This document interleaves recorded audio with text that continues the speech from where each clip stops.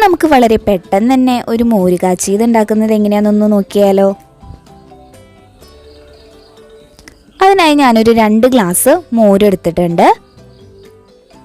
അതിലേക്ക് ഒരു 3/4 ഗ്ലാസ് വെള്ളം കൂടി ചേർത്ത് 1/2 ടേബിൾ സ്പൂൺ ഉപ്പും കൂടി ചേർത്ത് മിക്സിയിലൊന്ന് ജസ്റ്റ് ഒന്ന് അടിച്ച് മാറ്റി വയ്ക്കുകയാണ്. ഇനി ഒരു ചട്ടി വെച്ച് ചട്ടിയിലേക്ക് ഒരു 3-4 ടേബിൾ സ്പൂൺ വെളിച്ചെണ്ണ ചൂടായി കഴിയുമ്പോൾ ഒരു 1/4 ടേബിൾ സ്പൂൺ ഉലുവ, 1/4 ടേബിൾ സ്പൂൺ കടുക്, ഇത് രണ്ടും നന്നായി പൊട്ടി വന്നതിന് ശേഷം ഒരു 4-5 അല്ലി ഉള്ളി ഇതുപോലെ നീളനെ അരിഞ്ഞത്, അതുപോലെ തന്നെ വെളുത്തുള്ളി 4-5 വെളുത്തുള്ളി നീളനെ അരിഞ്ഞത്, ഒരു തണ്ട് കറിവേപ്പില, 2 വറ്റൽമുളക്, ഇത്രയും ചേർത്ത് ഒന്ന് നമുക്ക് ഫ്രൈ ചെയ്തെടുക്കാം.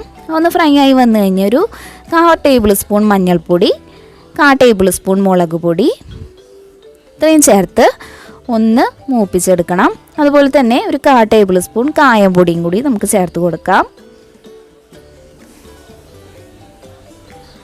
ഇനി നമ്മുടെ മെയിൻ ഇൻഗ്രീഡിയൻ്റ് ആയ മോര് നമ്മൾ ചേർക്കുകയാണ്.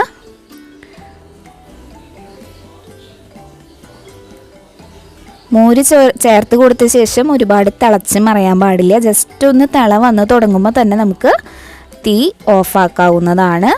അപ്പോൾ അതേ നമ്മുടെ മോര് റെഡി ആയിട്ടുണ്ട്. ഉപ്പ് ഒന്നും കൂടി നോക്കി കുറവുണ്ടെങ്കിൽ ജസ്റ്റ് ഒരു തുണ്ടും കൂടി ചേർക്കാം. അപ്പോൾ അതേ നമ്മുടെ ടേസ്റ്റി ആയിട്ടുള്ള മോര് കാച്ചിയത് റെഡി ആയിട്ടുണ്ട്. എല്ലാവരും ട്രൈ ചെയ്ത് നോക്കണം കേട്ടോ.